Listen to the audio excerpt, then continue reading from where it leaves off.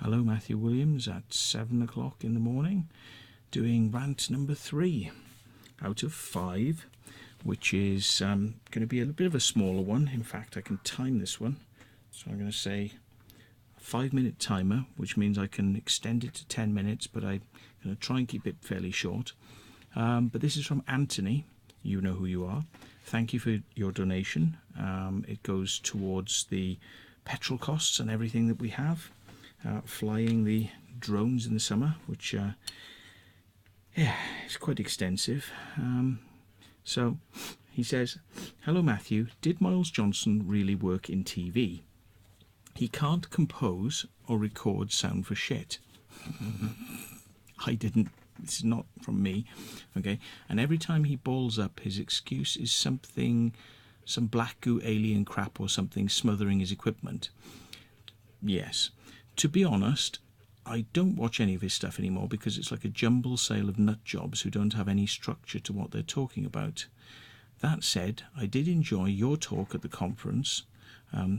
Thank you, the check is in the post. At the conference on crop circles, and hence why I follow you now.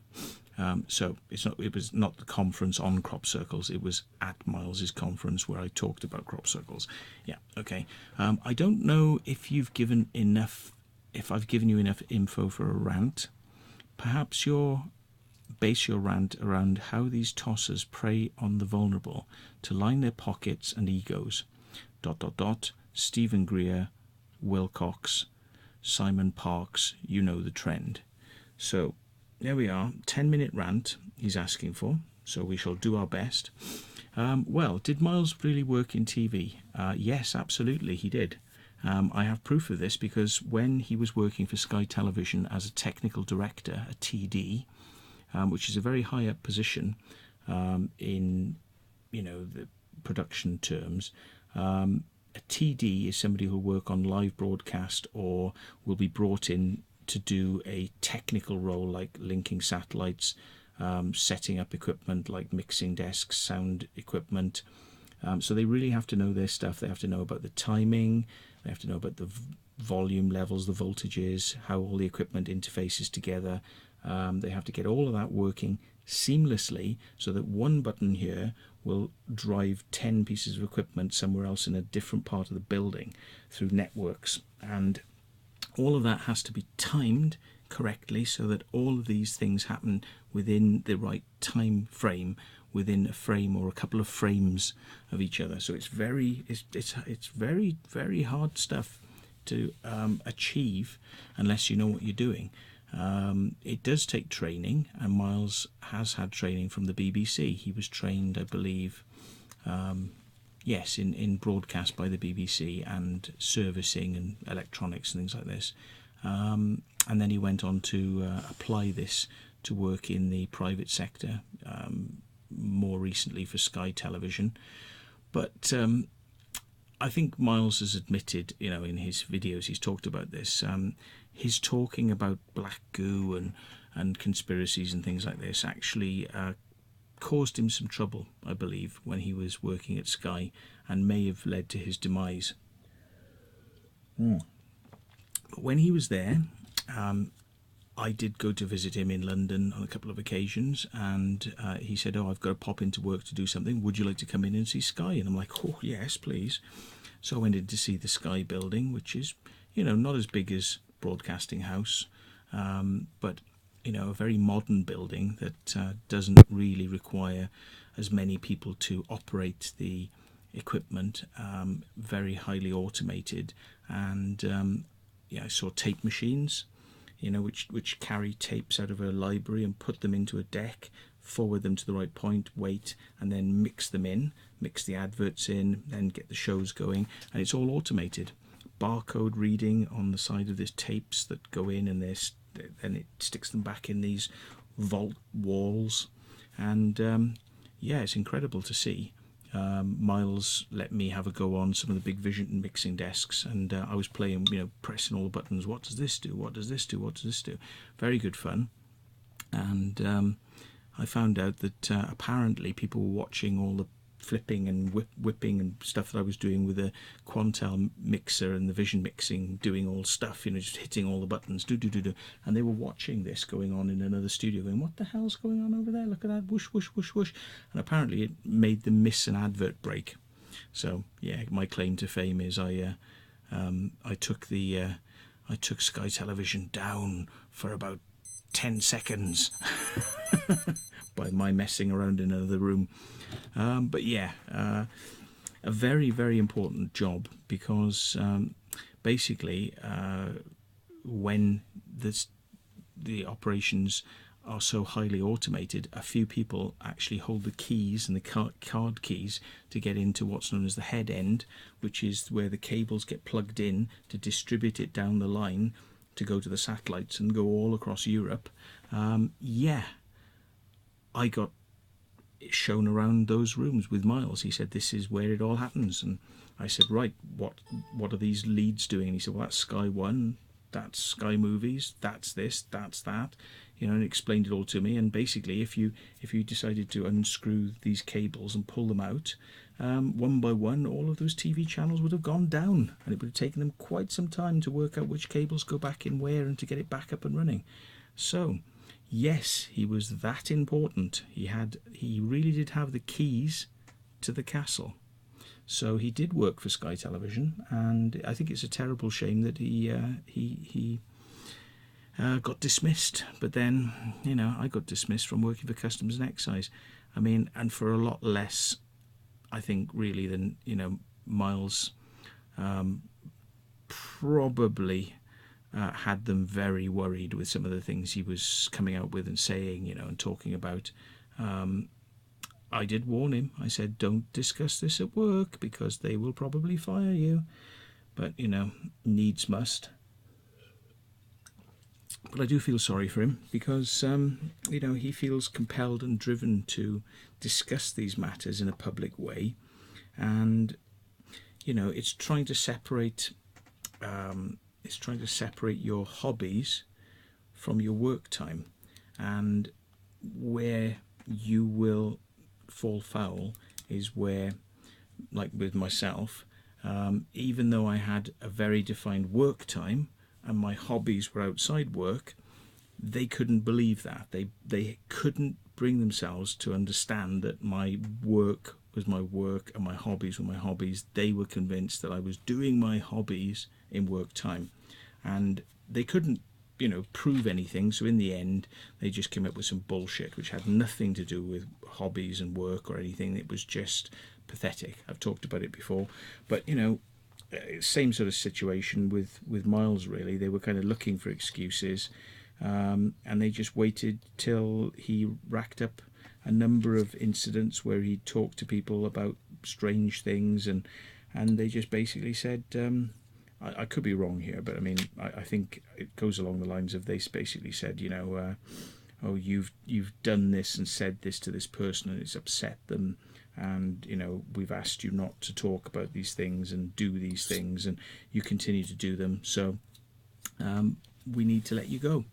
And it was a big shame, because I think he'd been there for 20 odd years working for Sky, and then he was out in the job market looking for other work. So Miles then decided he was going to sort of try and foster his channel on UFOs and paranormal and weird stuff. Oops, my timer's gone off. So, and the rest is history, because Miles does have a fascination with the far end of the spectrum, which a lot of us would dismiss and not be interested in, and think is kooky and hokey and low quality witnesses. Now, I don't know if Miles can discriminate or wishes to discriminate as much as many of us, the rest of us, would want to do so. His excuse for doing this and putting what I consider weak witnesses that actually don't do themselves favours by the way they present themselves or the way they are presented, they don't do themselves any favours, and I think a lot of them come across looking like they have mental problems. And I've told Miles this. I said, these people, you're not investigating them properly. You're just allowing them to come on and say whatever they want, and then it's good night and see you next time. And realistically, it's that has a toll on your credibility as a researcher or presenter of this information, because people say, well, Miles has no filter. He has no filter for what's good information or bad information. It's just everything is allowed, or the more incredible it is, the more it is allowed, and the more rational or like sort of skeptical with balance to try and weigh up and look for alternative explanations, that is not really looked into. It's just, here is the person, this is their story, take it or leave it, good night. And this, I think, has become a real eyesore, ear sore, head sore for people who watch this stuff, for amazement factor. They watch it because it's just like, what? Are you crazy? Or are they crazy? Now, I did help Miles for a period of time, and I must be honest and say that it was a voyeuristic experiment on my behalf, because I had time on my hands, and I have experience with cameras and video editing and this sort of stuff. So I thought, well, hey, I got a bit of time. I don't mind pushing a camera around or whatever. And I tried to help Miles. But one of the things that I have experienced, and a number of people have experienced, is that there's a certain level of paranoia that goes with, let's say, a lot of researchers in these fields. I'm not going to single Miles out specifically, but you take from this what you will. Okay, there's a lot of paranoia, and the more time you spend with people, the more paranoid they become. And I find that things will reach a critical point, and they have done many times with people I have known involved in the paranormal and research fields. Not all, I must say, but some people, when you start to kick in the critical faculties and you start using the filters and start saying, is this good information, is this bad information, or trying to question this person with a view to bringing out a debate, or trying to help them understand their own information, their own paradigm from an outsider's perspective, how an outsider might view it. When you start to do things like that, you fall foul of the cuckoo factor, which is that these people don't like being questioned. They don't like having to give answers, and they don't like being put on the spot. They just like to spout and spout and spout without any questions being asked. And if you dare ask questions, or pointed questions, or questions that might bring out facts or prove or disprove things, you're very quickly found to be a sinister character, or somebody that can't be trusted, or they don't like you, or there's something about you, or there's an aura, that you've got an aura, an energy, a negative energy is coming from you. Always happens if you're asking the right questions.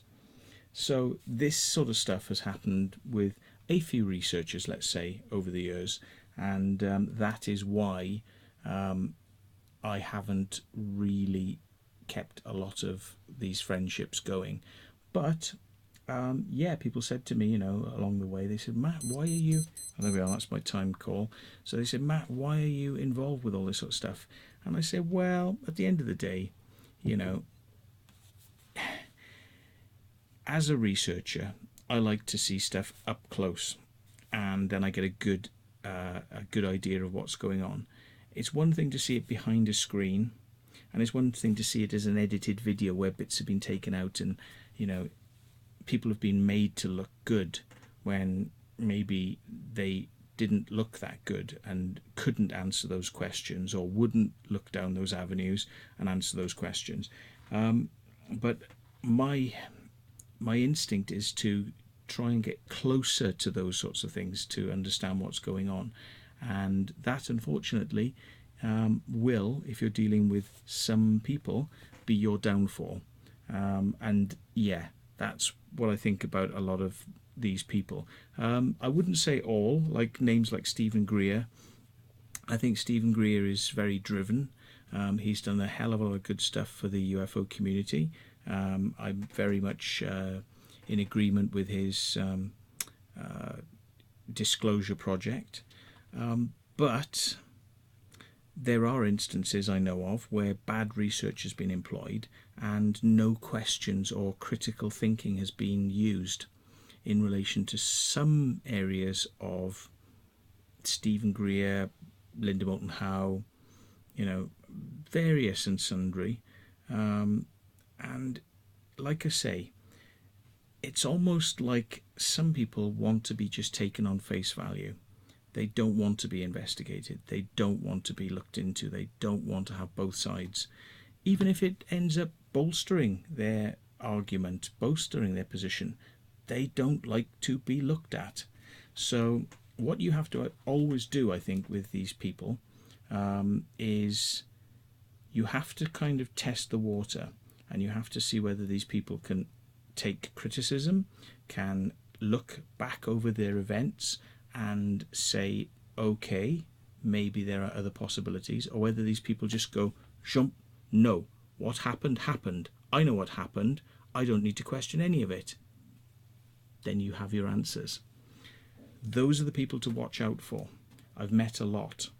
And like I said, I'm not going to name some key names, but draw from it what you will. So that's my rant on whatever it was to do with Miles working in Sky TV and what do I think of those researchers. So hope that answered your question. Now we're on to number 4 out of 5. So join you in the next rant.